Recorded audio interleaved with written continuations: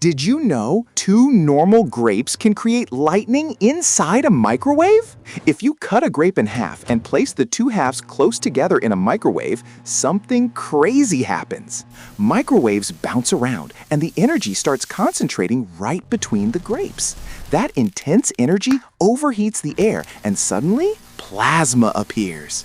Plasma is the same state of matter as lightning and stars, so you basically made a tiny lightning storm. But this mini lightning can damage your microwave and burn everything inside. So yeah, grapes might look harmless, but in a microwave, they can turn into a tiny thunder factory.